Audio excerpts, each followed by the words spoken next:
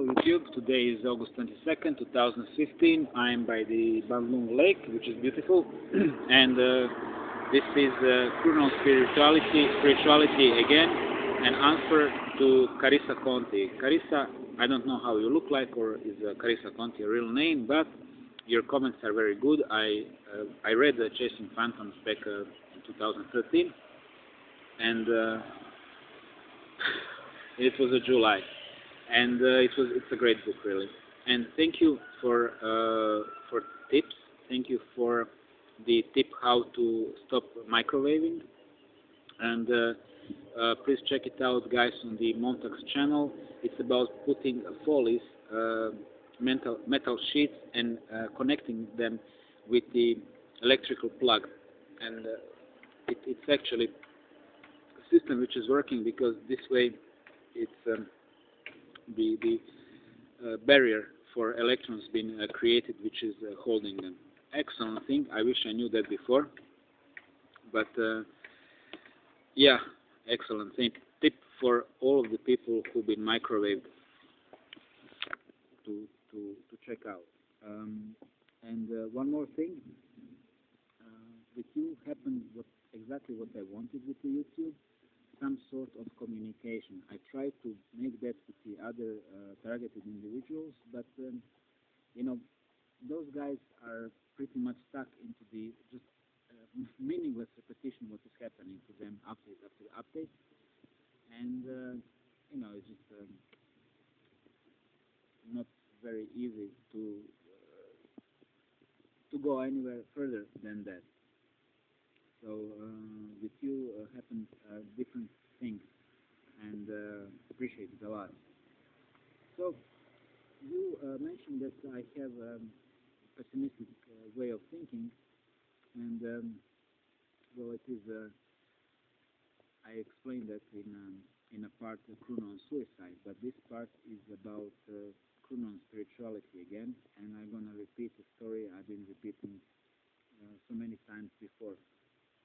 First things first, why am I ashamed of being ex-New Ager who was contacting or being contacted by the spiritual guides? I'll explain that shortly, and hopefully without not much going into the details, because we are talking about decades of communication, and if you wanted channeling, and me with my mind exploring whatever I can from this universe, trying to find the truth. So, first of all, my real spiritual advancement happened in the July 2013, when I was freshly ordained Buddhist monk with the freshly diagnosed morgellons, little fibers which are coming out of me. And that month, I also discovered Corrado Malanga, which changed my life, but he's way too big to be contacted.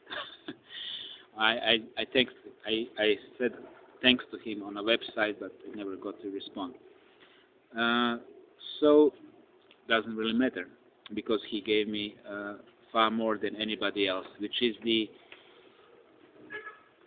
above and beyond what can be found on the internet, and that's exactly why he is not that recognized by the spiritual community, because they still dwell in the easy answer area called New Age, or even worse, organized religion.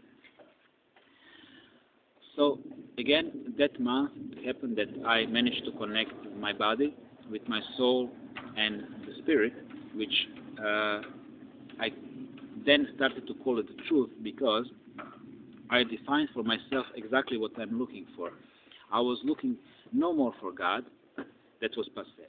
I was not looking for the enlightenment or awakening, which is a Buddhist term. Don't forget, I was a Buddhist monk that same month when I actually quit being Buddhist monk, because I finally connected with my own soul, and I urged for the truth. And then when I started to see for myself and understand, then I realized, finally realized why Buddhism is a lie. So then, while connected with the spiritual truth, I started to channel whatever I could to understand how the whole thing happened. And it came to me like this. At the beginning there was the truth, and the truth was love. And that love, more than everything, loved the truth. So it really wanted to know what is it in all the levels of separation. And in order to do that, she had to do many things. One of them is to divide itself into the infinity of particles called souls. But the core is still out there, untouched. And then to create a challenger, which is in the character completely different. So she is the truth, challenger is a lie. She is a love, challenger is a hate. She is the source of the energy, challenger doesn't have energy. So another thing is, the concept of oneness, which is also very fake, because that spirit is a one. We are one with that spirit, but that metaphysical I, which being created, is not created like all other souls, including you and me.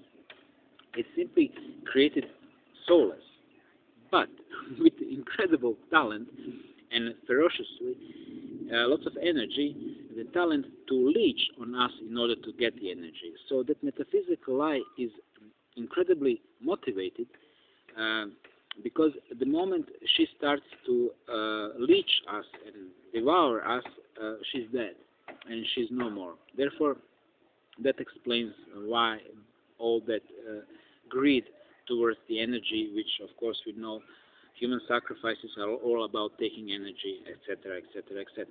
And it's happening a lot. 250,000 missing kids in Europe per year, 200,000 in America. Just America and Europe alone, which are two the most civilized countries. If you observe European community as one, they eat almost 500,000 of our children. So that explains in what kind of bullshit do we really, really live. And so that touching zone between us and where we are now and the lie or samsara, as it's been explained to me back then with that term, is you could visualize it as a building of many stories. So us humans, when a soul is being reborn, that means, I have to explain it. When soul gets reborn, that means that a pile of energy being squeezed in a body, and then all you have is a consciousness, which is, of course, clear hard disk. You have no memory, you have nothing, and you are observing a world from now on from the newborn baby, and then you get in programmed, and this is how you get the ego in the essence. And then you just continue your life believing that you are, whatever you've been told, which is deceitful or a lie. And now that body is living in a big building called the touching zone between evil and the truth. And imagine, because we are in the third dimension, that we live in the third dimension. So, on the third floor. So when you start channeling and meditating and then channeling, you start to contact other different levels of that building.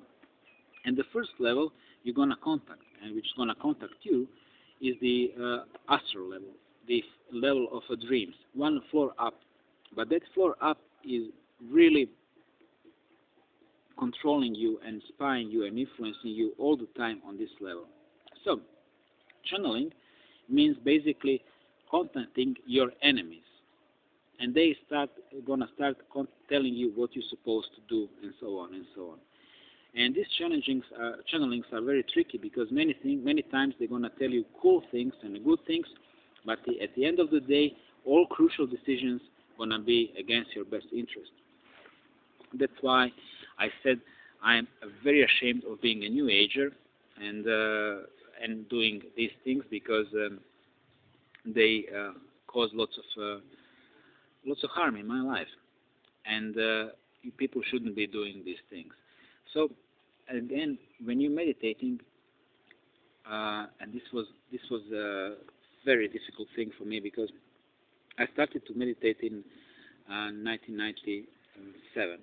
In 1998, I already started to have these spontaneous astral projections, and then I end up on the internet reading at that time Spirit Web, and one guy gave me whole fascicle, whole pile of data, all New Age, all Ashtar Command, and that kind of thing, which made a huge influence on me because I was simply trying to figure it out what's happening to me when I'm leaving the body. I knew nothing, you know.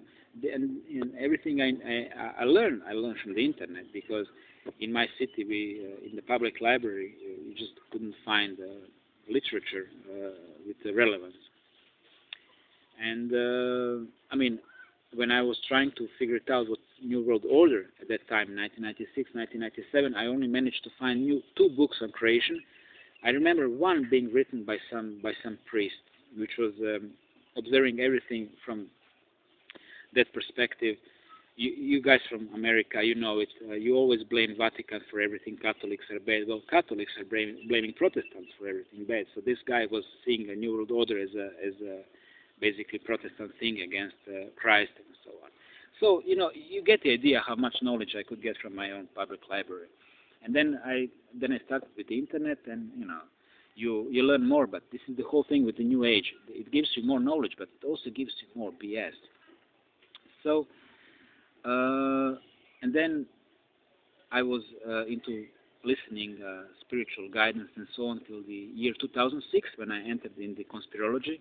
And then I figured out, oh gee, what I was doing all the time. So I ditched the whole thing completely, and just doing meditation. And like, if I get any idea in the meditation, not taking it seriously, because it's just I'm picking up anything. And well, when you're picking up anything, you're pretty much picking up the garbage. So I was not listening, doing channelings between 2006 and 2013 when I happened to connect with that higher spiritual thing, and this was beyond the channeling. So, to explain you, when you're channeling, you are contacting somebody from that building, and everybody in that building are tenants of the owner called Lucifer. Well, he's actually not the owner; he is like manager of the building. The owner is a pure evil. Lucifer happened to be just a soul who's been taken by that evil, and he has actually very good living standard. He receives lots of sacrificial prana from the people, and he's very, very spiritual high, and he is good. So he's here to manage us and, you know, contact us.